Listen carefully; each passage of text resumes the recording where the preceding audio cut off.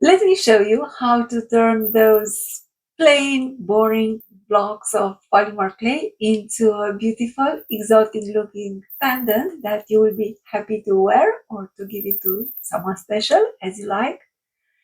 In this video, we are going to explore 4 techniques, image transfer, and I'm also going to show you how to use 3D elements to spice up your clay designs. Hi, I'm Mihaela from Learn Polymer Clay, and I am jewelry making artist and teacher.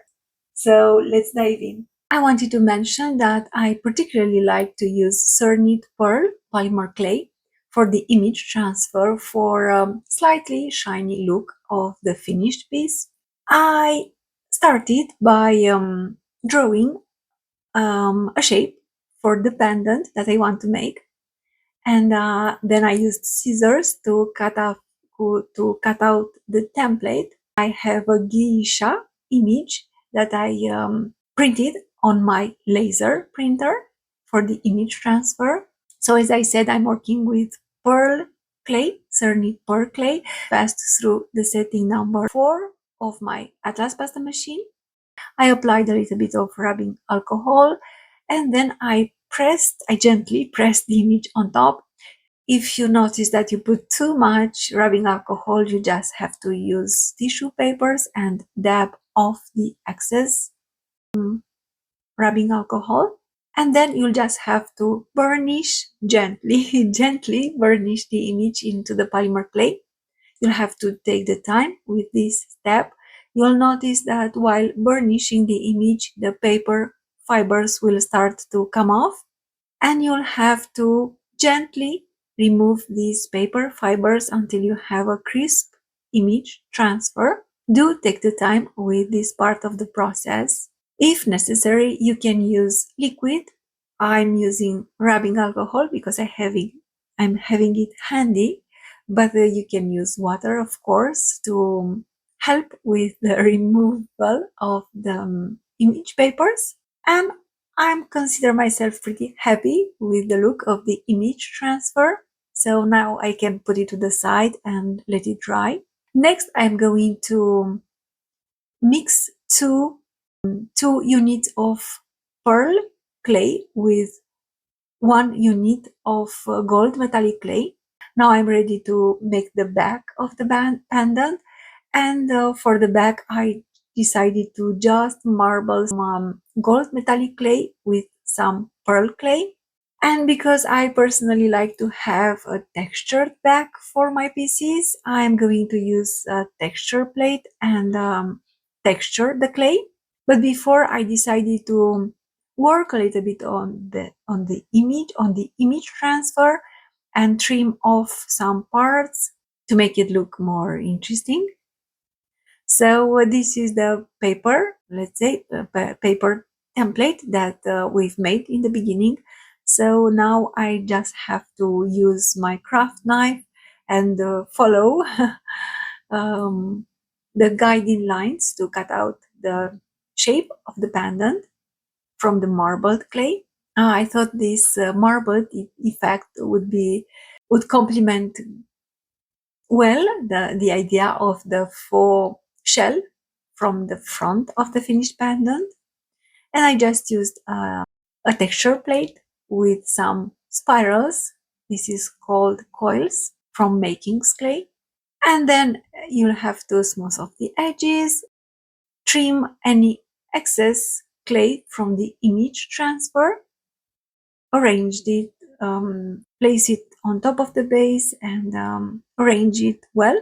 Next, I'm going to use the mixture that we previously prepared, using 2 units of pearl clay and 1 unit of gold metallic clay. And I'm going to stack 3 layers of clay passed through the setting number 3. 1 layer of gold, 1 layer of mixed gold and pearl, and the third layer is pearl clay. Use parchment paper to press the layers together, and then you'll have to cut thin slices, and we are going to use them to decorate all around the image transfer. So I'm putting these elements near the image transfer, and then I'm trimming off the excess, and if possible I'm using the excess to decorate more areas of the pendant. You should do your best to avoid leaving gaps in between these elements, and then you'll just have to use the blade and remove the excess.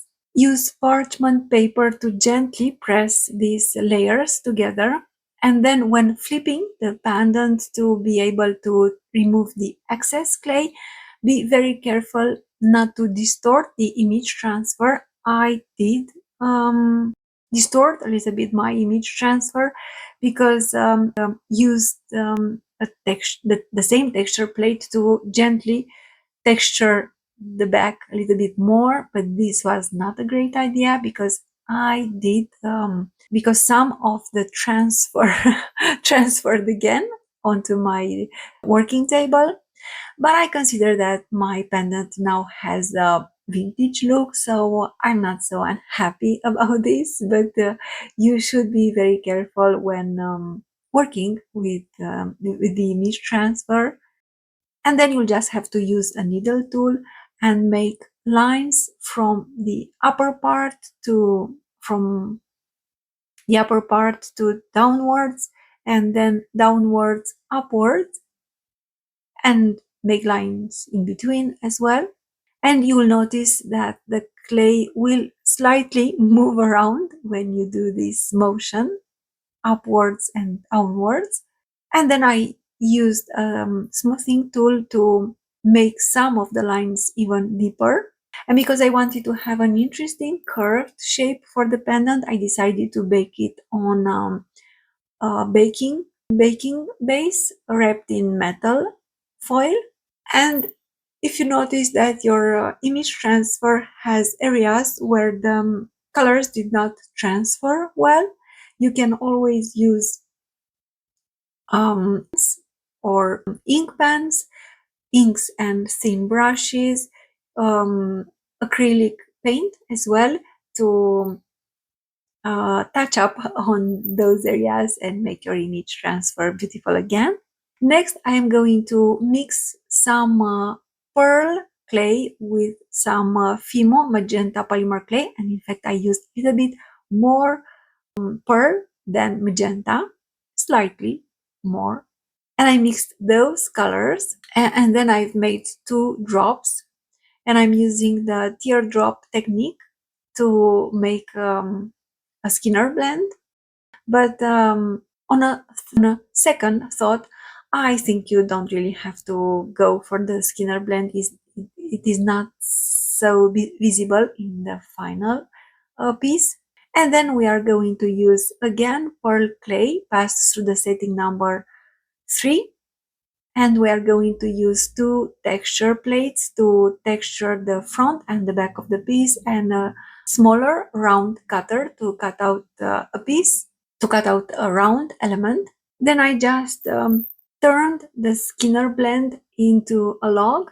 I folded the clay and rolled it into a log, and I'm going to cut thin slices, and then I flattened these slices using a big round tool, and I used the back of my palm to support the clay while I was gently pressing on the clay with the round ball tool, and I added up with curved, beautiful, thin, slightly curved petals. And then I used the other side, the pointy side of the round ball tool, to press the petals into the round element.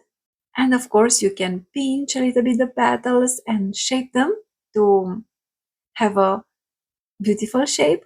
And I decided to make a first row of 3 petals, and then I cut the element in half, and I used half of the piece to make smaller petals for the second row.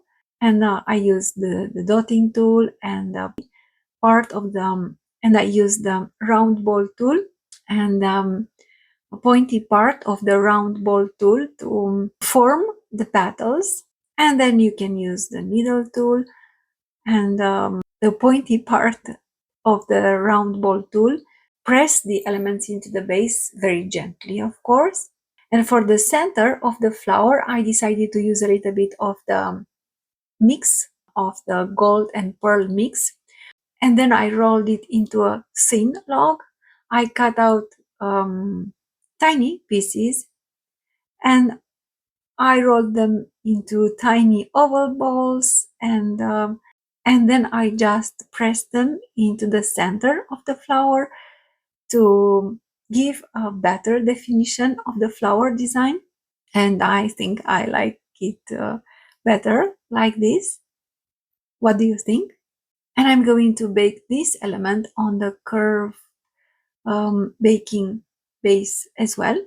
You can add more petals if you think your flower would be even more beautiful with more petals. I decided to trim the bottom of the pendant. I didn't like pointy look, the pointy end of the pendant, so I've just used the rigid blade and the trim off the bottom part.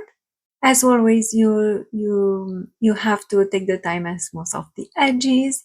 And when I was almost ready to put the pieces into the oven, I decided to give a slightly 3D look to the image transfer.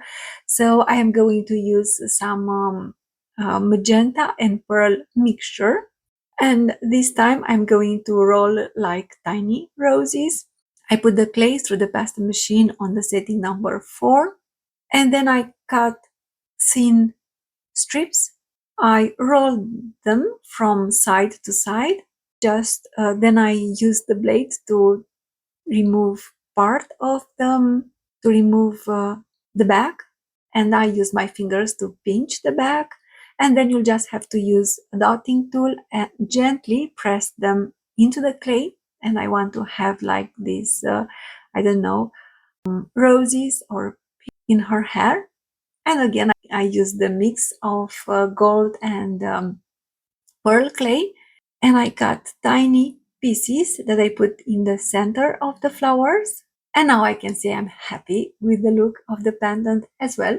So when you are happy with the look of your pieces, you can put them in the oven and in the preheated oven and bake them for 45 minutes at the temperature recommended by the polymer clay manufacturer.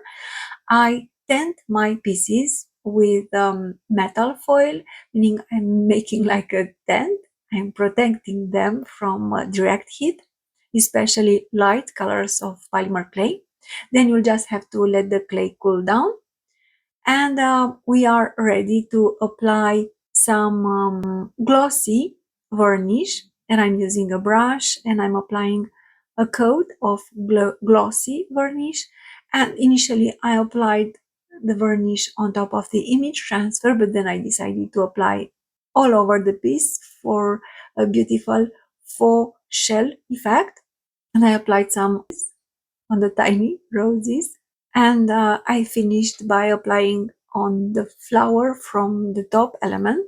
You'll have to let the varnish dry, and then you'll just have to poke holes to be able to put these clay beads into a neck piece. And I used a hand drilling tool to drill a hole into the upper part of the pendant, and I'm going to drill 2 holes into the round element with the flower on top.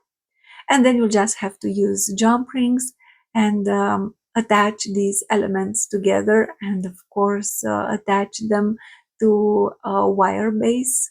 And I finished by attaching this pendant to a wire base, and this is the finished pendant. Thank you for watching the tutorial. I hope that you like this idea, and if you like this image transfer Japanese woman tutorial, I think you're gonna like this tutorial to watch next.